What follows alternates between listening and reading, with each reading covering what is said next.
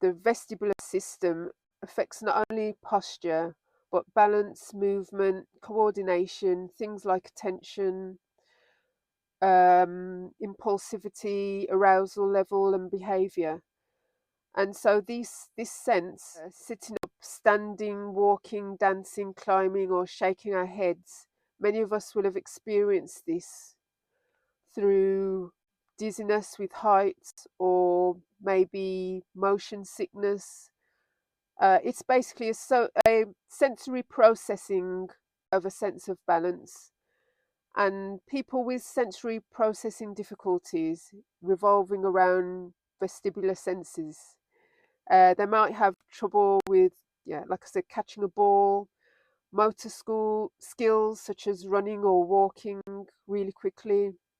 They might come across as clumsy, spill stuff as their brain may not be able to signal the right amount of muscle strength to use for an activity. And this is what Kathy is saying in her book, Nurturing Your Autistic Young Person.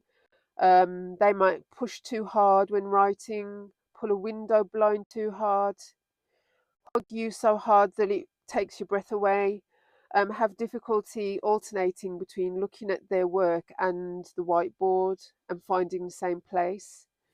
I think we can all kind of relate to these kind of symptoms at some point in time.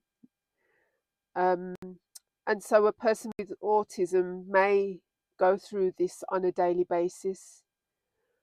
And so imagine how disorientating that might feel for them.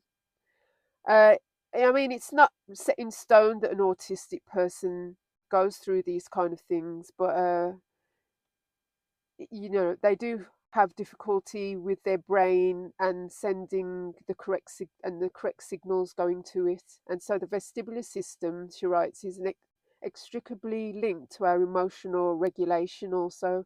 And babies are soothed by rocking, which helps to calm them and regulate their emotional response. And it's not unusual to see parents taking them for a push in a buggy or even for a drive in the middle of the night to help get them to sleep. And so, if your young person loves to swing or maybe has stimming